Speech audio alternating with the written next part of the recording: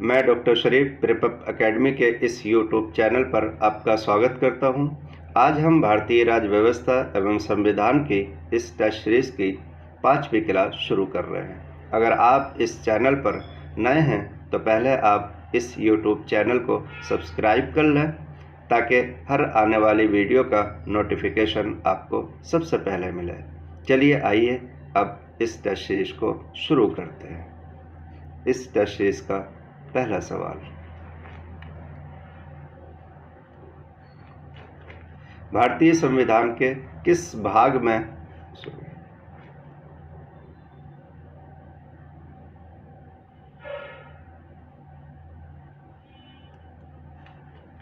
भारतीय संविधान के किस भाग में नागरिकों के लिए मौलिक अधिकारों का उल्लेख किया गया है? ए भाग 4, बी भाग 5, सी भाग 2, डी भाग 3। जल्दी से कमेंट बॉक्स में आंसर दीजिए। इसका आंसर होगा भाग 3। एक्सप्लेनेशन देखते हैं। भारतीय संविधान के भाग 3 के अनुच्छेद 12 से 35 तक मौलिक अधिकारों का उल्लेख किया गया है। मौलिक अधिकारों का प्रावधान अमेरिका के संविधान से लिया गया है। तो दो चीज़ें, एक तो मौलिक अधिकार भाग 3 में है, दूसरी बात मौलिक अधिकारों के बारे में संविधान का अनुच्छेद 12 से 35 तक है, और तीसरी बात अमेरिका के संविधान से लिया गया है। ये आपको याद रखनी है। अगला सवाल, निम्नलिखित में से कौन सा मूल अधिकार भारतीय संविधान में नागरिकों को नहीं दिया गया है? नागरिकों को नहीं दिया गया है। ए देश के किसी भी भाग में बसने का अधिकार, बी लिंग समानता का अधिकार, सी सूचना का अधिकार, डी शोषण के विरुद्ध अधिकार। तो देखो, सवाल है मूल अधिकार भारतीय संविधान में नागरिकों को नहीं दिया गया है, यानी भाग 3 में वो कौन सा अधिकार है जो इनमें नहीं है? देश के किसी भी भाग में बसने का अधिकार, ये है। बी लिंग समानता का अधिकार, ये भी है। सूचना का अधिकार, ये नहीं दिया गया है। तो आंसर इज सी। आइए एक्सप्लेनेशन देखते हैं। सूचना का अधिकार मूल अधिकार नहीं है, ये एक विधिक अधिकार है जो 2005 के सूचना के अधिकार अधिनियम के तहत नागरिकों को दिया गया है। अगला सवाल है, निम्नलिखित में से किस अनुच्छेद में समानता के अधिकार का प्रावधान है? ए अनुच्छेद 14, बी अनुच्छेद 19, सी अनुच्छेद 20, डी अनुच्छेद 21। तो समानता का अधिकार, इसका आंसर होगा ए, यानी 14 से 18 तक समानता के अधिकार की बात की गई है संविधान के अनुच्छेदों में। एक्सप्लेनेशन देखिए। समानता का अधिकार अनुच्छेद 14 से लेकर 18 तक है, और अनुच्छेद 14 के अनुसार राज्य नागरिकों को विधि के समक्ष क्षमता यानी इक्वलिटी बिफोर लॉ, ये ए है, से या विधियों के समान संरक्षण इक्वल प्रोटेक्शन ऑफ लॉ, ये भी ए है, से वंचित नहीं करेगा। अगला सवाल है, भारतीय संविधान का कौन सा अनुच्छेद अस्पृश्यता का उन्मूलन करता है? अनुच्छेद 14, बी अनुच्छेद 15, सी अनुच्छेद 16 और डी अनुच्छेद 17। इसका आंसर होगा डी अनुच्छेद 17। भारतीय संविधान का अनुच्छेद 17 में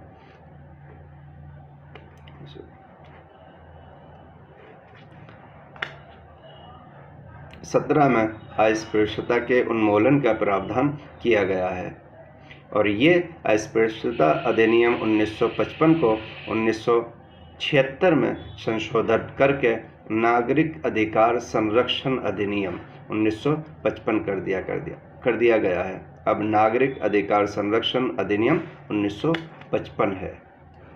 अगला सवाल है, निम्न में से कौन सा युग्म सुमेलित नहीं है, यानी कौन सा जोड़ा मिला हुआ सही नहीं है? अनुच्छेद 14 विधि के समक्ष समानता, बी अनुच्छेद 16 अवसर की समानता, सी अनुच्छेद 17 उपाधियों का अंत, डी अनुच्छेद 18 सैन्य उपाधियों की अनुमति। इसका आंसर होगा सी। अगर आपने थोड़ा सा भी दिमाग लगाया है क्लास में तो अभी हमने बात की है कि अनुच्छेद 17 अस्पृश्यता का उन्मूलन करता है, ना कि उपाधियों का। उपाधियों का उन्मूलन करता है अनुच्छेद 18। इसका एक्सप्लेनेशन है, तो 17 में अस्पृश्यता का अंत का प्रावधान है और 18 में उपाधियों का अंत का प्रावधान है, लेकिन सैन्य और एकेडमिक क्षेत्रों को छोड़कर, यानी सैन्य और एकेडमिक क्षेत्रों में अभी भी उपाधियां दी जा सकती हैं और दी जा रही हैं। अगला सवाल है, निम्न में से कौन सा अधिकार भारतीय संविधान द्वारा प्रदत्त एक मौलिक अधिकार नहीं है? सवाल है, इनमें से कौन सा अधिकार मौलिक अधिकार नहीं है? तो समता का अधिकार, ए बी स्वतंत्रता का अधिकार, सी संपत्ति का अधिकार और डी शोषण के विरुद्ध अधिकार। इसका आंसर होगा सी संपत्ति का अधिकार। आज ये अधिकार मौलिक अधिकार नहीं है, लेकिन जब संविधान लागू हुआ था तब संपत्ति का अधिकार मौलिक अधिकार था। संपत्ति के अधिकार को 44वें संविधान संशोधन अधिनियम 1978 के द्वारा अनुच्छेद 19(1) चा, ये चा में था, और अनुच्छेद 31 को हटा दिया गया है। वर्तमान में अनुच्छेद 300 का के अंतर्गत संपत्ति के अधिकार को एक विधिक कानूनी अधिकार बना दिया गया है। हालांकि 1978 से पहले ये संपत्ति का अधिकार एक मौलिक अधिकार था। मौलिक अधिकार तब 7 थे, आज के वक्त में 6 हैं। अगला सवाल है,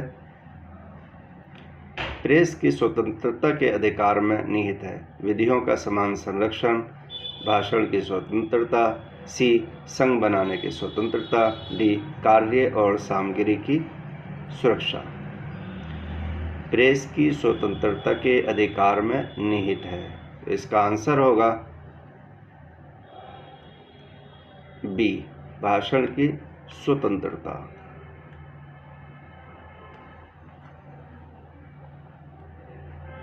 भारतीय संविधान में स्पष्ट रूप से प्रेस की स्वतंत्रता का उल्लेख नहीं है, लेकिन उच्चतम न्यायालय के अनुसार अनुच्छेद 19(1) का में ही प्रेस की स्वतंत्रता शामिल है। अगला सवाल है, भारतीय संविधान का अनुच्छेद 19 प्रदान करता है 6 प्रकार की स्वतंत्रताओं को, 7 प्रकार की स्वतंत्रताओं को, 8 प्रकार की स्वतंत्रताओं को, 9 प्रकार की स्वतंत्रताओं को। इसका जल्दी से आंसर दीजिए। जिन बच्चों ने मेरी इस क्लास को ध्यान से सुना है, तो अभी मैंने बताया था कि अब 6 प्रकार की स्वतंत्रताएं हैं संविधान में। भारतीय संविधान का अनुच्छेद 19 नागरिकों को 6 प्रकार की स्वतंत्रताएं प्रदान करता है। ए अभिव्यक्ति की स्वतंत्रता, 2 सम्मेलन करने की स्वतंत्रता, 3 संघ बनाने की स्वतंत्रता, डी आबाद संचरण बनाने की स्वतंत्रता, और 5 निवास करने की स्वतंत्रता और 6 व्यापार करने की स्वतंत्रता। ये 6 की 6 स्वतंत्रता संविधान के अनुच्छेद 19 के तहत लोगों को मिल रही हैं। अगला सवाल है, किसी अपराध के अभियुक्त को स्वयं अपने विरुद्ध गवाही देने के लिए बाध्य नहीं किया जा सकता। भारतीय संविधान के किस अनुच्छेद में ये प्रावधान है? अनुच्छेद 19, अनुच्छेद 20, 3, 21, अनुच्छेद 22, अनुच्छेद 74। इसका आंसर होगा ए, यानी अनुच्छेद 20 का 3 ऐसा है जो खुद के विरुद्ध गवाही देने के लिए बाध्य नहीं किया जा सकता, और ये एक मौलिक अधिकार है।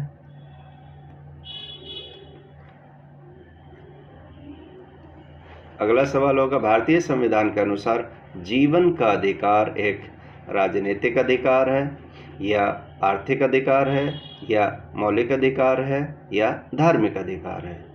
इसका आंसर होगा सी, यानी ये एक जीवन का अधिकार, एक मौलिक अधिकार है जो संविधान ने भारतीय नागरिकों को दिया है। भारतीय संविधान का अनुच्छेद 21 के अंतर्गत जीवन का अधिकार एक मौलिक अधिकार है और इस मौलिक अधिकार के तहत ही सुप्रीम कोर्ट ने बताया है कि आवास और निजता के अधिकार को भी जीवन के अधिकार में शामिल किया गया है, यानी ये भी मौलिक अधिकार है। Thank you so much. अगर आपने अभी तक प्रेपअप एकेडमी के इस यूट्यूब चैनल को सब्सक्राइब नहीं किया है तो आप इसको सब्सक्राइब कर लें ताकि हर आने वाली वीडियो का नोटिफिकेशन आप तक ज़रूर पहुंचे। Thank you so much. अगर आपको ये वीडियो पसंद आता है तो इसको लाइक और शेयर ज़रूर करें।